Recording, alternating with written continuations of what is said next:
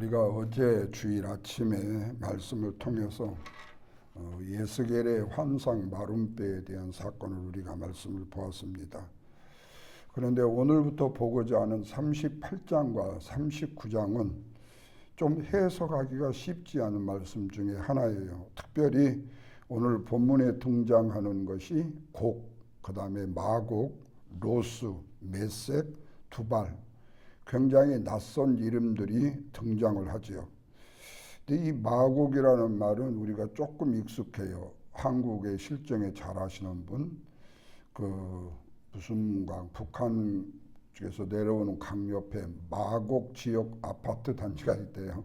그래서 그 마곡 단지가 굉장히 인기가 있어가지고 분양 받자마자 5억이 올랐네 뭐 하는 그 마곡 단지가 있는데, 이 마곡 하니까 그게 생각나는데 실제로 이 마곡은 계시록에 나오는 이야기 중에 하나입니다. 근데 이 말씀은 우리가 읽으면서 이런 질문이 생겨요. 도대체 곡은 무엇인가? 마곡은 어느 나라인가? 그리고 이 전쟁은 이전에 일어날 전쟁인가 이후에 일어날 전쟁인가 하는 거예요. 그런데 이 말씀을 통해서 이해하는데 정말 중요한 것은 이 곡이 어느 나라를 가리키는가 이렇게 알아내는 것보다도 하나님께서 왜 이 곡을 이 성경에 등장을 시키는가에 대해서 아는 것이 더 중요하다는 겁니다. 여기서 중요한 것은 에스겔서 38장의 중심에 있는 것이 곡이 아니라 바로 하나님이시라는 사실이에요. 여러분, 우리의 인생의 삶에도 어떤 문제가 있을 때 문제에 집착하게 되면 그 문제 속에 우리가 퐁당 빠져요. 그런데 그 문제를 하나님이 왜 나에게 허락하실까를 알게 되면 근본을 찾게 된단 말이에요. 원인을 찾게 된다는 거예요. 그러면 문제 해결이 있어요. 그런데 그 문제 속에 내가 빠져버리면 그 문제에 허덕이게 되어버려요. 똑같은 이치예요. 세상의 역사의 마지막 주권이 하나님께 있다라는 사실을 기억한다면 곡 아니라 마곡 아니라 그 뭐가 우리를 씌워줬고 우리에게 뭐를 입힌다 할지라도 우리는 두려워할 게 없다는 거죠. 왜? 하나님의 백성을 지키시는 분도 하나님이시라는 거예요. 곡과 마곡이 아무리 하나님의 백성을 해치려고 한다 할지라도 이 악에 대한 세력의 최종의 심판은 누가 하시느냐? 하나님이 하신다는 거예요. 그렇다면 먼저 이 곡은 누구인가 하는 거예요. 38장 2절에 보면은요, 하나님께서 에스겔에게 이렇게 말해요. 인자야, 너는 마곡 땅에 있는 곡 곧 로스와 메색과 두발 왕에게 얼굴을 향하고 그에게 예언을 해라. 자, 여기서 곡은 사람 또는 통치자 이름으로 등장합니다. 그리고 마곡은 그가 속한 땅으로 표현이 됩니다. 그렇다면 곡의 역사적인 정체를 한 사람이나 한 나라로 정확하게 확정하기는 어렵다는 거예요. 여러 가지 학설이 있어요. 성경 자체가 우리가 원하는 것만큼 구체적으로 밝혀주지 않기 때문에, 그래서 이 곡을 오늘날 현대의 어느 특정 국가, 정치 지도자 이걸로 단정을 짓는다라는 것은, 연결을 시킨다라는 것은 조심해야 된다는 거예요. 제가 80년대 목회를 할 때 이 곡과 마곡을요, 일반적으로 목회자들이 뭘로 해석한 줄 아세요? 지금 오늘날의 EU라고, 유럽연합을 표현했습니다. 유럽연합이 11개국이 넘어가고 12국이 넘어가면은 이게 바로 곡과 마곡이 될 것이라고 굉장히 우리 기독교 교계에서 이야기를 했어요. 그 이전에는 666의 사탄의 마크, 그걸 또 얘기했고요. 지금 시대적 상황으로 보면 지금 666은 따지도 않아요. 그리고 이유는요, 지금요, 트럼프 말 한마디면요, 찍도 못해요. 왜? 그 이후의 나라가 모두 다 지금 망해가고 있잖아요. 모슬렘이 침범해가지고 그 나라의 경제는 지금 엉망진창이잖아요. 그토록 지금 힘도 없는 나라들로 그 단체가 돌변하고 말았는데, 그 당시에는 그랬단 말이에요. 이 마곡, 곡이라는 것이 바로 이유일 것이다, 이렇게 특정을 지었었어요. 중요한 것은 뭐냐? 곡이 무엇을 상징하는가예요. 여기서 곡은 하나님의 백성을 대적하기 위해서 일어나는 거대한 악의 세력을 대표한다고 말할 수 있습니다. 여러분, 이것을 실제로 요한계시록 20장 7절 이하의 말씀에 보면 곡과 마곡이 등장합니다. 거기서 곡은요, 사단의 미혹을 받아 하나님의 백성을 대적하는 마지막의 세력을 곡이라고 표현해 주고 있어요. 그러니까 성전 전체의 흐름을 보면은 곡과 마곡이라는 것은 하나님과 하나님의 백성을 대적하는 세상의 권세의 궁극적인 모습이라고 이해할 수 있어야 된다는 거예요. 그렇다면 그 세력이 이유가 없다면, 이제는 666도 없다면 이제는 뭐가 생겨날까?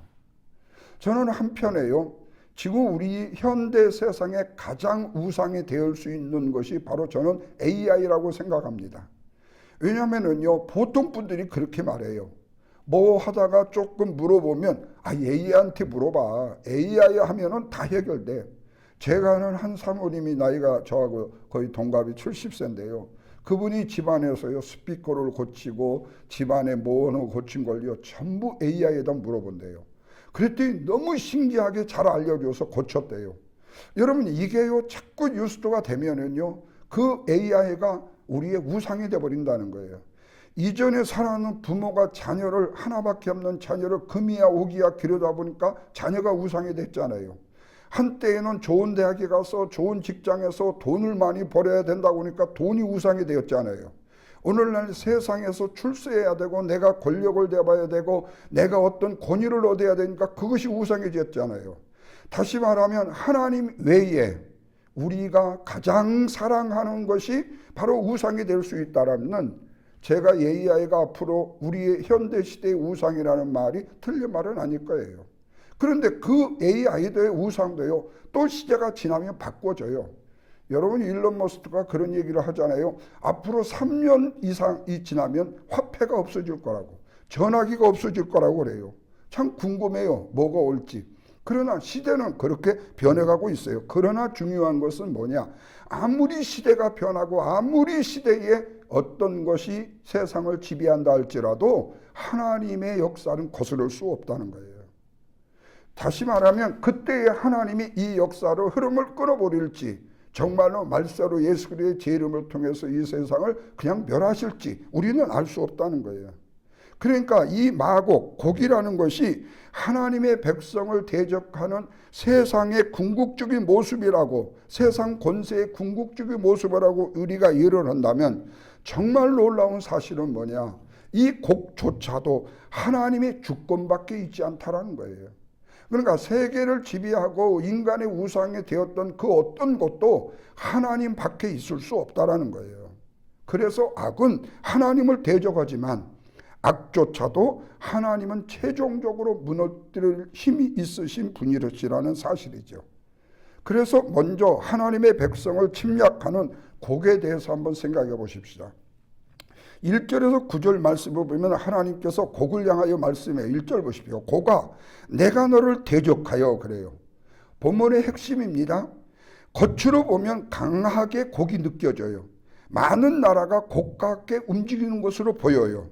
그래서 곡은 뭐죠? 연합군이에요. 바사와 구스와 붓이 등장하고 고멜과 도갈마와 족속까지 합류를 해요. 엄청난 연합군처럼 보여집니다. 그런데 8절에서 이들이 침략하는 대상이 누구인지를 말씀해요. 뭐라고 그랬죠? 여러 날 후 말년에 네가 명령을 받고 그 땅 곧 오래 항폐하였던 이스라엘 산에 이르리라, 이렇게 말해요. 여러분, 여기서 중요한 사실 하나가, 곡이 공격하라는 이스라엘은 하나님이 이미 회복을 시킨 백성이라는 말씀인데, 우리가 보았듯이 에스겔서 36장에서는 황폐했던 땅이 에덴 동산처럼 회복을 시킨다고 하나님이 에스겔에게 보여주셨죠. 37장에서는 마른 뼈들이 살이 붙고 그리고 힘줄이 생겨서 큰 군대가 됐다고 했죠. 그리고 또한 두 막대기가 하나가 되어서 분열된 이스라엘이 다시 하나가 된다고 말씀했어요. 그런데 바로 38장에서 곡이라는 것이 등장한다는 거예요. 여러분, 무엇을 의미하는 것일까요? 이거는 굉장히 중요한 영적인 원리인데 우리가 영적으로 뿐만 아니라 육적으로 뿐만 아니라 우리의 어떤 무너졌던 부분들이 회복이 된다고 해서 사탄 마귀의 공격이 없어지는 게 아니라는 거예요. 만사태평은 영원히 계속되는 것은 아니라는 거예요. 오히려 사탄 마귀는 회복된 백성을 향하여서 악의 세력으로 공격해 올 수 있다는 사실이에요. 그래서 이제 안전하다, 편안하다 두루 눕게 되면 사단에 먹히게 된다는 거예요.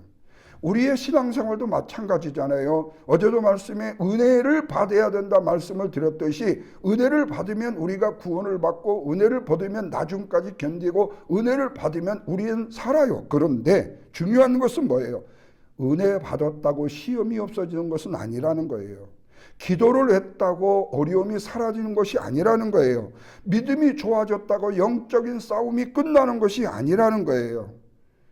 혹시 성도님들이 이런 오해를 해요. 목사님은 늘 말씀을 보고 기도하고 늘 영적으로 사시니까 사탄의 시험이 없겠어요. 천만의 말씀입니다. 일반 성도들보다도 목사의 시험은 더 가혹해요.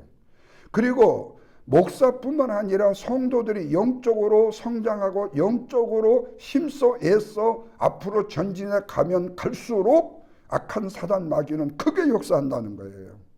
그러니까 대충 기도해서 대충 신앙생활하는 사람이 사탄이 접근하는 방법이나 영적으로 살려고 힘쓰고 말씀으로 살려고 힘쓰고 또한 영적인 능력과 권세로 살려고 힘을 쓰는 사람은 그만큼의 악한 사단의 세력이 데려간다는 거예요. 그러니까 오히려 사단이 대적이 없다면요, 사단의 마음대로 사는 게 사단의 대적이 없어요. 왜? 사단의 종으로 살면요, 사단은 우리를 공격할 이유가 없습니다. 왜? 내가 너를 내 종으로 부리니까 너는 내 것이니까요. 그런데 사단을 물리치고 살려고 할 때 우리는 영적인 싸움을 싸우게 된다는 거예요. 그러니까 하나님의 은혜로 회복된 백성을 향하여서 악의 세력은 더 열심히 공격해 올 수 있다는 거죠. 우리 신앙생활 열심히 한다고 해서 시험이 없어지는 거 아니에요. 기도했다고 어려움이 사라지는 거 아니에요. 영적인 싸움이 믿음이 있다고 없어진 게 아니라는 거죠. 여기에 중요한 차이는 뭐예요? 하나님의 백성에게 찾아오는 공격은 하나님의 통제 밖에서 일어나는 것이 아니라는 거예요. 다시 말하면 우리 신앙이 당하는 어려운 고난과 역경도 하나님 안에서 일어나는 일이라는 거예요. 그러니까 아까 말씀을 드렸죠. 문제를 우리가 크게 생각하고 그 문제 앞에 내가 함몰이 되어버리면 그 문제가 우리의 인생의 가장 큰 문제가 되어버리지만 그 문제를 이길 수 있는 분이 하나님이라고 생각하시고 그 하나님의 역사 안에 거하게 되면 그 문제가 안 된다니까요. 늘 표현하잖아요. 물 한 잔 마셔놓고요, 한 모금 마셔놓고요, 딱 보고 이것밖에 안 남았어? 어떤 사람은 아이고 지금도 이렇게 많이 남았네. 왜? 어떤 사람은 많이 마신 줄 알았는데 많이 남았어. 어떤 사람은 조금 마신 줄 알았는데 이것밖에 없어. 그건 차이예요. 그러니까 하나님의 백성이라는 것과 하나님의 안백성의 차이도 마찬가지예요. 하나님의 백성이면 사탄 마귀를 이길 수 있는 힘이 하나님께 있다라고 생각하면 결코 우리는 사탄에게 지지 않는다는 거예요. 그래서 4절 보십시오. 고객에게 말씀하라고 그래요. 너를 돌이켜 갈고리로, 참 말 읽기가 그래요. 내 아가리를 꿰라. 이 곡은 자기가 결정해서 움직인다고 생각해요. 그래서 자기가 군대를 모으고 자기가 계략을 세우고 자기가 이스라엘 공격한다고 생각해요. 여러분은 오늘날 멍청이 같은 지식인들이 있잖아요. 내가 하는 말이 그리고 얄팍한 지식이 마치 진리요 세상의 최고인 것처럼 큰소리 빵빵 치는 사람들이요. 가장 어리석고 가장 현명하지 못한, 지혜롭지 못한 지식인의 인간 중에 한 모습이죠. 여러분, 절대로 내가 하는 일이 가장 옳은 일이 아니에요. 내가 하는 주장이, 내가 하는 큰 소리가 결코 옳은 말만은 아니에요. 한번 내 자신을 뒤돌아봐야 된단 말이에요. 왜? 내가 움직이는 것 같지만 역사의 주도권은 누구에 있어요? 하나님께 있다는 거예요. 이게 하나님의 주권이라는 거예요. 하나님의 주권 앞에 굴복해야 내가 진정으로 성장하고 성숙할 수가 있어요. 여러분, 우리 성도들에게 이해할 수 없는 일이 찾아올 수 있어요. 예를 들어보세요. 우리 이양 집사님이 지금 캔슬 이 암에 대해서 3번째 수술하고 제가 들었는데요. 4번째인가요? 어떻게 한 사람에게 이런 일들이 여러 번 거듭해서 찾아올 수 있습니까? 여러분, 이게 이해가 되는 일일까요? 한 번에서 나왔다면 2번째는 염려가 되지만 안 와요. 그렇다면 우리는 좀 걱정을 덜어놓잖아요. 그런데 2번째 왔어요. 근데 2번째 와도 또 이겼어요. 그게 또 나에 또 올까? 그런데 이게 또 온단 말이에요. 정말로 우리의 인간이 이해할 수 없는 일이 찾아올 수 있어요. 그럴 때 우리는 이런 질문을 하나님께 할 수 있어요. 하나님, 왜 또 이런 일이 나에게 일어납니까? 왜 내가 믿음으로 살려고 하는데 어려움이 찾아옵니까? 왜 교회를 회복시키려고 하는데 이런 문제가 생깁니까? 그때 에스겔서 38장은 말씀해요. 눈앞에 곡만 보지 말고 곡 위에 계시는 하나님을 보라고요. 곡이 아무리 강하다 할지라도 하나님의 손보다도 강하지 못하다는 거예요. 그러니까 사랑하는 우리 김희양 집사님한테 제가 격려하는 것은 그래요. 두려워하지 마라, 놀라지 마라, 내가 너와 함께함이라. 그 말씀만 붙들고 수술실 들어가고 그 말씀 붙들고 수술 받고 그 말씀 붙들고 하나님 앞에 서게 되면 하나님은 결코 그 영혼을 정말로 하나님이 때가 되어 생명을 거두어가신다 할지라도 그 영혼 버리지 않으셨다는 거예요. 여러분, 이게 바로 오늘 우리에게 믿음으로 무장되는 신앙이에요. 저는 어제 이양 집사님한테 전화를 했는데 전화를 안 받아요. SNS를 여니까 갑자기 이양 집사님이 노래 하나를 올렸어요. 그게 누군 줄 아세요? 그 흰머리 있는 사람이요. 내가 언제 죽는다 할지라도 모은다는 그 노래예요. 그 지금 굉장히 유명한 가수죠. 그 좀 허스키하면서도 그 노인같이 흰머리 해갖고 이름이 갑자기 생각 안 나요. 내가 그 가사 내용을 딱 보니까요. 그 완전히 자기가 이제 나 다 죽는 거니까 이걸 하라고. 그래서 제가 거기다가 집사님 두려워하지 마세요. 하나님이 함께 하시잖아요. 제가 그 댓글을 제일 먼저 달았어요. 그걸 올린 지 2분이 됐더라고요. 예. 근데 오늘 우리는 그렇게 우리 자신의 자아를요, 내가 살아야 되겠다, 내가 뭔가 돼야 되겠다 하면 그 기대치 않은 실망 때문에 혹시 나는 이래도 괜찮아라고 나를 포기하는 경우가 생길 수도 있어요. 물론 이거에 목사인 저 자신에게 올 수 있는 마음이에요. 그러나 하나님은요, 아무리 곡이 강하고 3번의 어려움 수술을 거친다 할지라도 하나님의 강함은요, 그걸 이기지 못한다는 거예요. 그렇다면 우리는 곡의 연합군을 두려워하지 말아야 돼요. 여러분, 우리가 어려움을 당하면 물질의 어려움을 당하는데 건강의 어려움을 당하고요. 거기다가 자식이 속을 새기고요. 그가의 형제지간에 속을 새기고요. 아주 한꺼번에 몰아가지고 시련과 역경이 닥칠 경우 있잖아요. 이때에도 우리가 물러서면 안 돼요. 두려워하지 말아야 돼요. 이 모든 문제의 해결은 누구께 있다? 하나님께 있다. 이 모든 일을 주관하시는 분도 누구다? 하나님이시다. 여러분, 욥을 기억해 보세요. 욥은요, 처음부터 끝까지 만신창이었습니다. 친구들까지 난리 버거지를 치웠어요. 네가 혹시 우리가 모르는 죄를 진 거 아니냐? 욥이 그러잖아요. 나를 나게 하신 분도 하나님이시고 나를 생명을 거두게 하신 분도 하나님이라고. 끝까지 욥으로 견디잖아요. 하나님만 붙들잖아요. 그게 욥의 시련이 아니에요. 하나님의 시련이에요. 하나님의 시련. 결국에 욥이 그의 배의 축복을 받았다고 말씀하잖아요. 저는 한편에 그런 생각을 했어요. 사랑하는 자녀를 잃고 사랑하는 아내를 잃었는데 배로 복을 받았다. 그게 과연 복일까? 그런 마음의 생각도 든 적이 있었어요.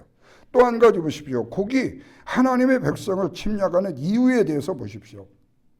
10절에서 13절 중에 10절 말씀을 보시면 그날에 내 마음에서 여러 가지 생각이 나고 악한 꾀를 낸다 그랬어요. 여기서 곡의 본심이 드러나요. 겉으로는 군사적인 전쟁이지만 그 속에는 뭐가 있어요? 탐욕이 있어요. 그러면서 곡이 11절에서 말합니다. 내가 평원의 고울들로 올라가리라. 12절입니다. 침략의 목적이 분명하게 드러나는데 물건을 겁탈하고 노력하리라. 이 말씀의 때에 곡이 원하는 것은 뭐죠? 하나님의 백성이 가진 것을 빼앗겠다는 것이 분명한 의도예요. 그런데 13절에서 스바와 드단과 다시스의 상인들이 묻습니다. 네가 약탈하려고 왔느냐? 네가 내 무리를 모아 노력하고 은과 금을 빼앗으며 짐승과 재물을 취하여 큰 탈취물을 하려 함이냐? 이렇게 말해요. 그렇다면 고개 전적을 움직이는 내면의 힘은 뭐냐? 탐심과 탐욕이다. 내 자신의 자랑과 내 이기적인 욕망이라 그래요. 여기가 바로 죄의 본질입니다. 죄의 본질이에요. 죄는 말씀을 드렸잖아요. 절대 거대한 모습으로 먼저 등장하지 않아요. 사탄 마귀가요 꽃갈모자 쓰고 사탄의 뿔을 달고 절대 나타나지 않아요. 먼저 우리의 마음에서부터 시작됩니다. 10절 보십시오. 네 마음에서 여러 가지 생각이 나며 악한 꾀를 낸다 그랬어요. 생각이 욕심이 되고 욕심이 계획이 되게 합니다. 계획이 행동이 되고 행동이 결국은 다른 사람을 파괴하게 만든다라는 거죠. 야고보 사도도 1장 15절에서 말하잖아요. 욕심이 잉태한 적 죄를 낳고 죄가 장성한다고 몰라요. 죽음을 낳는다고, 사망을 낳는다고요. 그게 문제는요, 군대가 많은 것보다도 마음속에 자리 잡고 있는 탐욕이라는 말씀이에요. 그러기에 우리의 마음도 살펴야 돼요. 나는 무엇을 얻기 위해서 신앙생활을 하는가? 나는 무엇을 얻기 위해서 사람을 만나고 교회에서 헌신하고 충성을 하는가? 나는 무엇을 얻기 위해서 교회에서 내 시간과 정성과 뜻을 들여서 하나님을 영화롭게 하려고 애를 쓰는가? 그런 가운데 내 욕심이 들어올 수 있다는 거예요. 내가 이 교회를 위해서 나 아니면 할 사람이 없어. 그래도 내가 이 교회를 위해서 가장 많이 하고 있어. 이 자기 욕심이 가득 차게 되면 입김이 세집니다. 말빨이 세집니다. 그러면 다른 사람이 그것이 뭐가 해서 피하는 게 아니라 세상 말로 왜요? 더러워서 피하는 거예요. 왜? 저 말쟁이하고 말하고 싶지 않다는 거예요. 그러기에 우리는 우리의 마음을 살펴야 된다. 만약에 내가 인정받고 싶은 욕심이거나 내가 높아지고 싶은 욕심이거나 내 뜻들에 대한 욕심, 내가 가진 것을 더 늘리고 싶은 욕심이 우리의 마음을 지배하게 되면 하나님보다도 우리는 자기의 욕망을 따라가게 된다는 거예요. 그러니까 고개 침략은 결국 욕심을 만들어내는 전쟁이라는 겁니다. 그래서 하나님의 계획은 고개 계획보다도 크다는 사실을 잊어서는 안 돼요. 여기서 정말 중요한 것은 뭐예요? 영적인 의미는 뭐예요? 고객에도요, 자기 욕심을 쟁취하기 위한 계획이 있어요. 그렇지만요, 하나님은 고기 가진 계획보다도 훨씬 큰 계획을 갖고 계신다는 말씀이에요. 고객 계획은 뭐지요? 뺏겠다, 내 것을 삼겠다, 노력하겠다, 내 것 만들겠다, 이거 아니에요? 하나님의 계획은 뭐예요? 악의 세력을 드러내고 심판을 하시고 마침내 하나님의 거룩하심과 영광을 드러내시겠다. 그래서 38장 23절에 하나님께서 이렇게 말해요. 이와 같이 내가 여러 나라의 눈에 내 위대함과 내 거룩함을 나타내요. 나를 알게 하리니, 하나님을 하나님 되게 알게 하리니 내가 여호와인 줄 그들이 알리라. 이래요. 여러분, 이게 바로 예수께서 38장의 결론입니다. 그게 목적은요, 약탈과 탐심과 자기 욕망이에요. 하나님의 목적은 하나님의 영광이에요.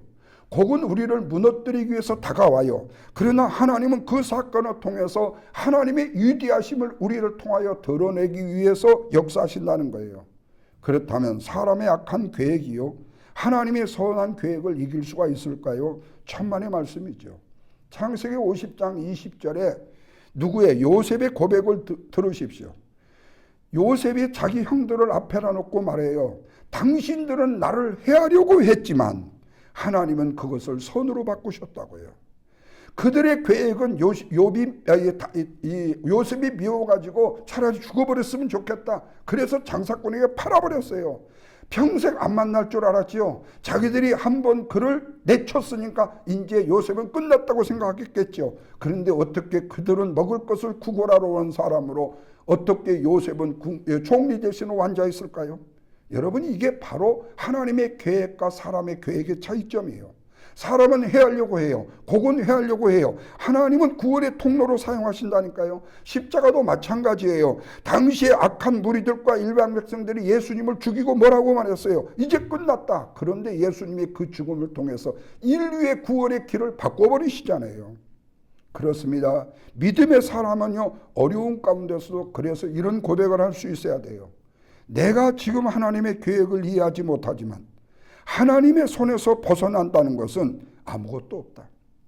말씀을 맺겠습니다. 오늘 우리에게도요, 곡과 마곡 같은 존재는 반드시 찾아올 수 있습니다. 평안을 흔드는 문제일 수도 있고 생각하지 못한 어려움이 있을 수도 있고 회복다고 생각되었는데 다시 시험이 찾아올 수 있어요. 그때 우리는 문제의 크기만 바라볼 것이 아니라 문제의 내용만 바라보지 말아야 된다는 거예요. 곡보다 크신 하나님을 바라봐야 된다는 거예요. 그래서 우리는 꼭 기억하십시다. 악의 세력이 아무리 강해도 하나님의 주권은 못 벗어난다니까요. 탐욕과 악한 계획이 하나님의 심판대 앞에서 반드시 서게 된다니까요. 최종의 하나님의 목적은 당신의 백성의 구원과 하나님의 영광이라니까요. 그렇다면 우리의 신앙생활, 우리의 인생 앞에 무슨 일이 일어날까 두려워하는 신앙이 아니라 무슨 일이 일어나도 그 일의 역사의 주관자는 누구시다? 내가 믿는 하나님이시다는 믿음이어야 된다. 여러분, 곡의 계획이 있어도 하나님의 계획은 곡의 계획보다도 훨씬 크다니까요. 세상의 계획이 있고 사람에게 계획이 있고 악한 세력에게 계획이 있지만 마지막 그 역사를 완성하시는 분은 누구시다? 전능하신 하나님이시다. 그러기에 바라기는 우리 사랑하는 성도 여러분들이 지금 현재 내 눈앞에 보이는 상황보다도 그 상황을 다스리시는 하나님을 바라보며 살아가는 저와 여러분, 그리고 오늘 한날이 되시기를 주님의 이름으로 부탁드립니다. 기도하겠습니다. 우리의 역사를 주관하시는 하나님 아버지, 세상의 어떤 권세나 어떤 악한 계획도 하나님의 뜻을 넘어설 수 없음을 말씀을 통하여 믿게 하시니 감사합니다. 눈앞의 어려움과 두려움보다도 모든 것을 다스리시는 하나님을 바라볼 수 있게 하시고 우리의 마음에 욕심과 악한 생각이 자리 잡지 않도록 지켜주옵소서.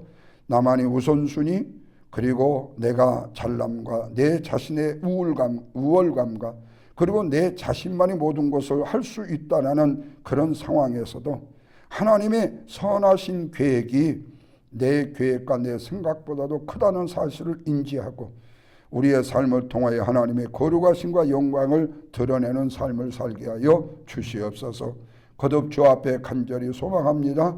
우리 사랑하는 양 집사님, 오늘 수술을 받는다 할지라도 들어가는 심정 하나님의 능력의 손을 붙잡고 두려워하지 말고 놀라지 말고 내가 너와 함께함이라는 주의 말씀 붙들고 은혜 중에 잘 마치고 집도하는 의사 선생님들, 간호원들, 마취 선생님들, 그리고 또한 회복의 과정까지 돌보는 모든 분들의 손길이 은혜의 손길, 사랑의 손길, 하나님의 능력의 손길에 되어서 은혜롭고 복된 수술 잘 마치고 빨리 회복되는 놀라운 역사가 있도록 도와주시고 시제자매님도 우리 하나님의 권능의 능력의 손길 아래 거함받게 하여 주셔서 육체의 질고에 매여 있는 영혼이 아니라 그 육체의 질고를 해결받는 영혼이 될 수 있도록 도와주옵소서. 인간의 힘으로 여기 아프고 저기 아프고 여기 힘들고 저기 힘들다고 생각하며 할수록 내 육체는 점점 쇠하여지고 나는 그 육체 앞에 내가 굴복되어 갑니다. 그러나 그 육체를 해결하시는 분도 지으신 분도 그 육체를 주장하신 분도 하나님이시라는 믿음 가지고 있다면 내가 지금 잔병으로 그리고 생각하여 아픈 질고는 어느 순간 떨어지고 우리 하나님의 권능의 큰 계획을 붙들고 주님 앞에 간절히 무릎을 꿇을 때 그 모든 것의 역사의 주인은 하나님이심을 믿고 주 앞에 엎드리는 사랑하는 자매님 되게 하여 주시고 사랑하는 성도들 가운데 여러 가지 어렵고 힘든 문제로 아파한다면 역시 그 모든 문제들이 내 인생의 큰 문제가 아니라 그 문제의 주관자도 하나님이시고 그 문제를 주관하신 분도 하나님이심을 믿고 주 앞에 나가는 우리 사랑하는 성도들 되게 하시고 모든 일이 합력하여 잘되고 평안하다고 느낄 때에 두 다리 뻗고 우리가 영적으로 나태한 것이 아니라 오히려 하나님의 영적인 능력을 붙들고 주 앞에 굳건하게 설 수 있는 믿음의 거룩한 하나님의 백성들 되게 해 주옵소서. 오늘 한날도 우리 주님이 주장하시는 복된 날 되게 하옵소서. 예수님의 거룩하신 이름으로 기도하옵나이다. 아멘.